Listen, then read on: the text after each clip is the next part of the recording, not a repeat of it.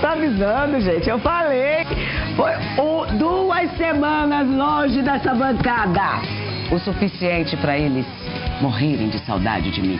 Essa semana só estão tocando os rocks que eu amo. Vocês viram, né? Vou ficar mais um tempão. Vou ficar uma semana fora daqui. Só pra eles morrerem de saudade. Tô gostando disso. Não tô nem dramática. Vocês viram que esse dia eu não tô dramática, né? Ai. Te falar. Beijinho, produção. Eu sei que vocês me amam, tá? Diversas pesquisas circulam na mídia, principalmente nas redes sociais. Mas e aí? Você acha que elas são confiáveis? Como é que a gente vai saber se é confiável? A Ana Celina, ela conversou com um especialista e ela agora mostra pra gente onde esses dados podem influenciar numa eleição. Presta atenção.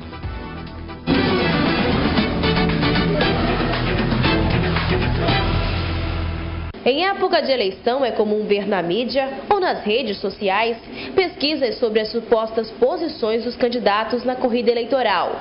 Mas será que esses dados são confiáveis? Ou influenciam de certa forma na eleição?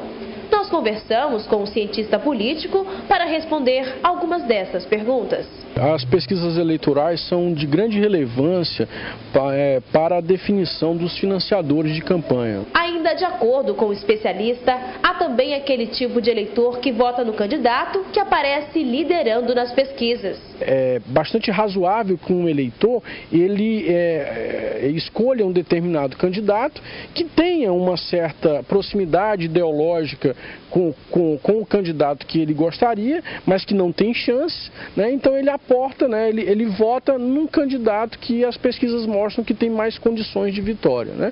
E há também aquele eleitor que se deixa influenciar pela pesquisa, né, em votar naquele que está à frente, né? Mas eu acredito que isso esteja diminuindo cada vez mais, né?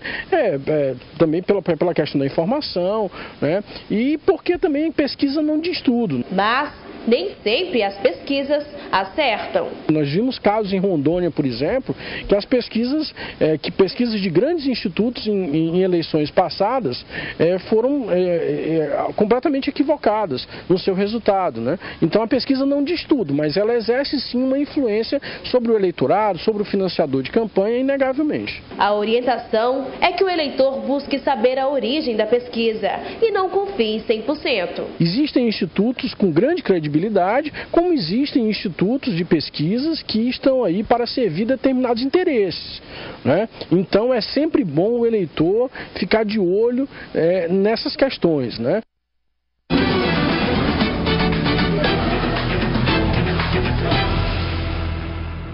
Olha, eu quero bater um papo hoje com vocês. Faz algum tempo já que a gente não bate aquele papo assim, né, de pé de orelha, né? E hoje eu queria falar, pegando um gancho até de uma polêmica que aconteceu esses dias, né? Polêmica danada, que diz respeito às famílias desestruturadas ou às famílias sem o pai, sem a presença do pai, que fala sobre filhos criados pelas mães e filhos criados ou pelas avós, né? No caso, os netos. E de que maneira que essas famílias elas têm tendência a se tornarem desestruturadas. No caso, os filhos, eles podem acabar tomando um caminho que não é nada recomendável, né? Agora, antes de falar do assunto, entrar no assunto realmente que eu quero entrar, é preciso entender, e às vezes tem muita gente que confunde isso, é preciso entender o que são dados. Quando você fala dados, são pesquisas, né? E quando você faz uma pesquisa, ali está dizendo, olha, 51% gosta de maçã, 49% gosta de pera. Então, o que você vai se referir? Você vai dizer que a maioria gosta de maçã, porque 51% é maioria, representa a maioria, porque é um número maior que 49%. Isso é uma coisa básica. No entanto, quando você vai conversar com uma pessoa, que você fala assim, olha, dados indicam, pesquisas indicam, a maioria, né? A maioria prefere maçã. Ah, isso não é verdade, porque, ó, eu, por exemplo, eu odeio maçã. Esse comentário é inútil. Por quê? Porque se você não gosta de maçã, então você faz parte da minoria que gosta de pera. Pronto, é simples assim. Isso não precisaria ter polêmica, né, nessa questão. Quando você fala de maioria, aquilo 51%, um exemplo, né, aqui por cima. Minoria, 49%. Pronto, se você não está dentro daquele contexto da maioria, então você automaticamente faz parte da minoria. Então, dados afirmam e pesquisas afirmam que existe sim uma correlação entre mães que criam filhos sozinhos e avós que criam os netos, que há uma tendência, né, que os números de crianças desajustadas, eles são maiores. Isso daqui não sou eu que estou dizendo, não adianta você ficar com raiva de mim, tá? Já vou avisando. Tem dados da Fundação Getúlio Vargas, tem dados sobre... Eu não quero entrar na polêmica, meu assunto é outro. Eu estou contando o que foi na polêmica, mas vou chegar lá. Tem dados, Obama já falou sobre isso, enfim.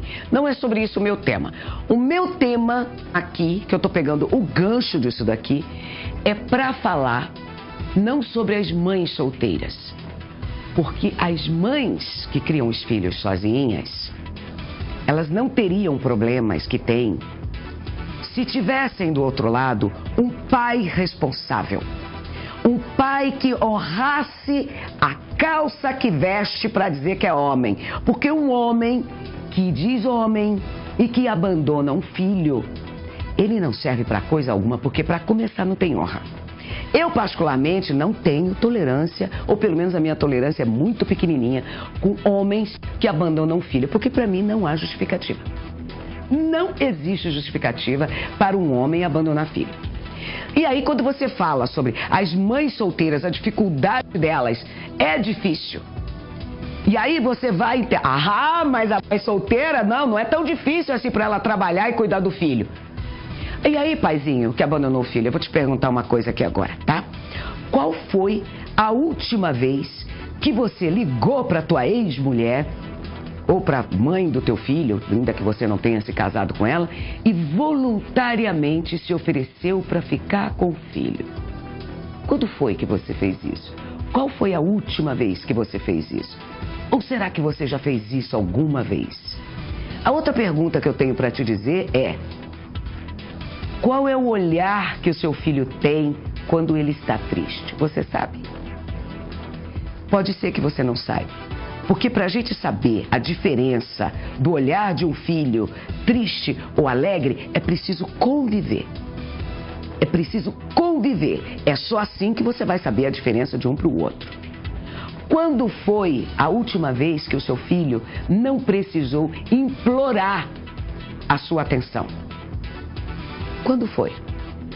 E qual foi a última vez que você deixou de ir num bar com os amigos para poder ficar com o teu filho? E ficar de verdade.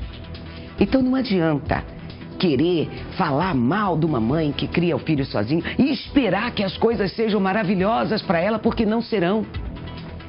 Os filhos teriam menos problemas se os pais deles fossem mais responsáveis, se tivessem honra, se tivesse vergonha, se pudesse bater no peito e dizer: eu sou um pai, eu cuido do meu filho, eu sou pai. Agora, se você só fez, então você não é pai. E nunca será. Um homem que é homem de verdade, ele cria os filhos. Não quer a mulher, é um direito total, ninguém é obrigado a viver com ninguém. Mas quando a gente se separa do marido, quando você se separa da tua esposa, você tem que se divorciar dela. Não é se divorciar dos teus filhos. Eles são para sempre. O dia que você conseguir, você que abandonou o filho, o dia que você conseguir entender que a tua presença na vida de um filho, ela tem sim importância, pode ser que seja tarde demais para você. E depois, quando você estiver velhinho e dizer: olha, tá vendo ali aquele meu filho ingrato me abandonou. Não. É só o resultado do amor que você não deu. Quem não dá amor, nem sempre recebe. Amor com amor se paga. É o ditado, não é? Então cuide do teu filho. Cuide disso. Porque se existem filhos desajustados, porque a mãe está trabalhando e não tem quem fique com eles, a culpa é tua. A culpa é tua. Porque abandonou. Eu já tô com raiva já. Vou pro intervalo, eu já volto.